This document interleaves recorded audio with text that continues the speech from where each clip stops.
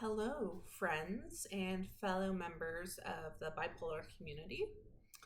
My name is Janelle, in case you don't know me, and I would like to welcome you to my YouTube channel if you are new. I'm really only on day 2 of a project I'm launching where I'm trying to show up for you guys every single day for 100 days consecutively.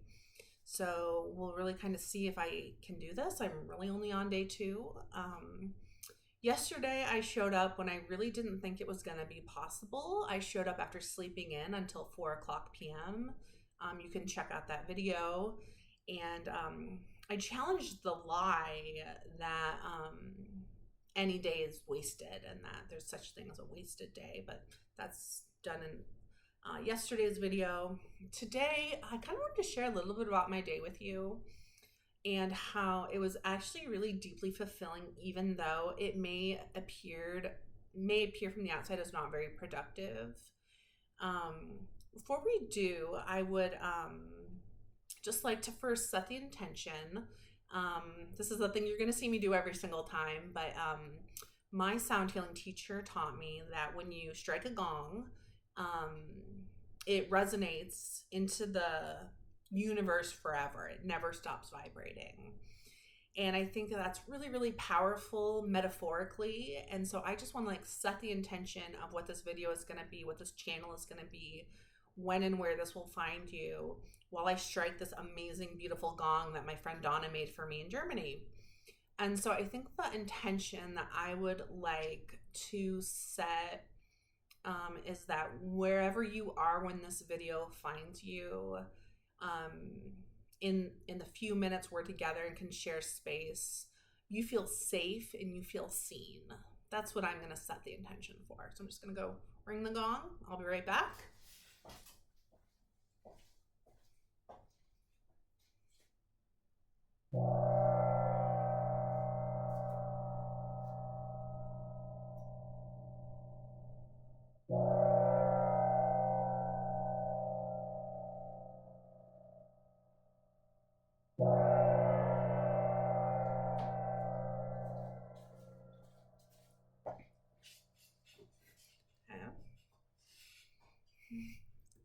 And honestly, you guys can leave feedback about this. Maybe the gong is too woo-woo, but I think it's great. I think it is nice to just clear the air, but that's just me.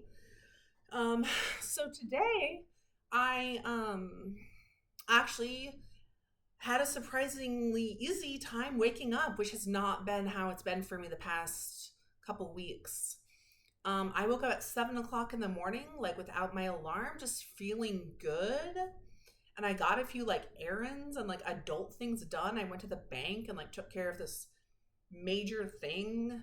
And then it wasn't really that bad. I ordered something that I needed to order. It was overwhelming me. And I was just feeling just kind of awesome. I was like, wow, I'm functioning. This is great. And then I went over to go visit my sister because we actually just live 5 blocks away from each other. So I ride my bike over to her house every day. I went to go visit my sister, and she, I'm not going to go into the details, but was not doing well. She was not well. And all I did today essentially was just spend time with her, meet her where she was at, and help advocate for her with her doctor to help her feel better. And these are things that I'm good at. I mean, advocating for people with mental health challenges is something I identify as a mental health advocate. It's something I'm good at. And I also think one thing I am good at is seeing where people are, meeting people where they're at. That's the thing I'd say it's a strength of mine. I have a lot of shortcomings. I can't get my dishes done more than once a week, but meeting people where they're at and saying, I think you're doing great. My spiritual gifting is encouragement. I just tried to spend the day, ministering to her. And I think she really appreciated it. I think she really appreciated it. We got to spend quality time together. And when it's all said and done, I thought, wow, my day went totally not how I expected it. I didn't my day went totally not how I expected, and I think I want to talk about the importance of showing up for others. And so I was kind of playing with this idea, and I messaged my best friend Ariane, who also has bipolar disorder, who's just amazing, about like what, because we were just chatting about our days on Instant Messenger.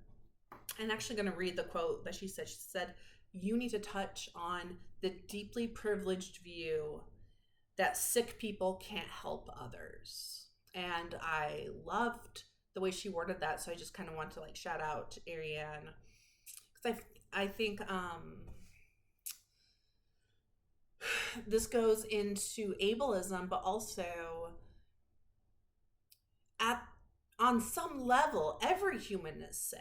Everybody has some level of brokenness. There's no such thing as this perfect fireball, amazing person who has no brokenness. You know, mental illness can make it, totally visible to the whole world. But the whole world is broken, and we just need each other. We need community. I mean, now more than ever, I feel like with how broken things are, divided politically in our nation right now, like we need community and non-divisiveness. And yes, it's just not accurate that sick people can't help others, because if that were the case, no one would be helping anyone. There is deep healing in helping others, and it's available to you if you can train yourself to see the opportunities around you to help others. And I want to challenge everyone on this video, and this might not sound like what you want to hear, like, oh, you feel bad, help others. No, I'm serious. If you feel bad, help others. And it can be as simple as giving water to the homeless people hanging outside the library, or taking someone out to McDonald's. You're like, well, I don't have money, I don't have a car. You don't need anything like that to help others. Even sitting by the blind person on the bus and helping them carry their grocery bag, you could get so creative on ways to help others. I mean, I'm just saying there's no beginning and no end to how you could help others. I'm getting kind of riled up. I'm not trying to be yelling at you, but like there's just no beginning and no end, and there's no lack of resources, because even if you can muster up compassion for someone, compassion and empathy for another person, and convey that and make them feel seen, that doesn't cost money. That just costs time. It doesn't even take that much time to create a therapeutic environment. It doesn't cost you much to see someone overwhelmed in their job and say, oh my gosh, you're doing amazing. Are you the only waitress here in this restaurant right now? Like, wow, you're doing great. Oh my gosh, it's your first week? Man, you're doing so great. You must be overwhelmed. I would be so overwhelmed. You're doing fantastic. I mean, saying something positive, it can change somebody's day, but it can also be a soothing balm for your own heart. And yes, like I am going to comment that, there is this, this idea that you can't give from an empty cup. And yes, you do need to set boundaries for how much you give to who and when and what. But I just really want to challenge the myth or the lie that sick people can't help sick people. Because that's kind of the theme of this little experiment I'm doing. I actually wrote, I printed it off so I could show it to you guys. It's pretty thick. I wrote a 77-page PDF. You can kind of see it, called Lies Bipolar Tells You and Loving Truths That Set You Free. And I made this, and I'm kind of proud of it. It turned out really nice. I'm making it completely free for anybody, because for me, my mind and my illness feeds me thoughts that I don't always recognize as not true or not my own. And every once in a while, even just flipping through, me like, oh, that's not completely true. And then seeing it in paper, being like, and another person is validating that, I think could be really helpful. So I'm going to make this completely free. I will put a link to the place you can get this in the in the chat or the description from now on for all these videos. I just want to let you know my goal is to kind of combat lies every single day for 100 days and also show up for you 100 days in a row. Um, just kind of showing the real lived experience of me in my skin, in my living with this illness. I have bipolar type 1.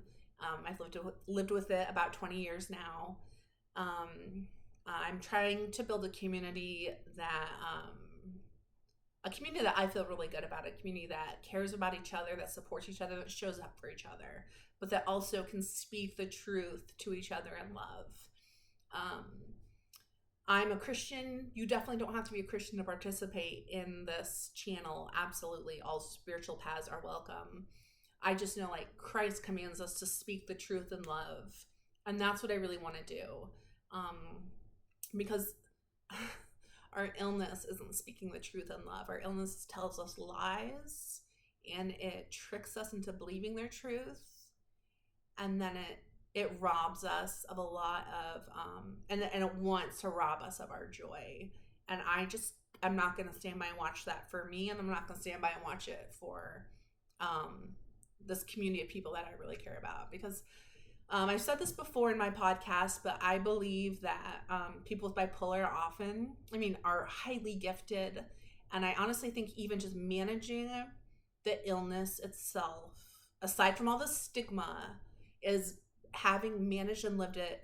It's the breeding ground for a lot of amazing character development. And I think there's so much untapped potential in the bipolar community. I want to be a part of stewarding it. So even just watching this video, I just want to say thank you for joining me, and hopefully I'll see you tomorrow. All right.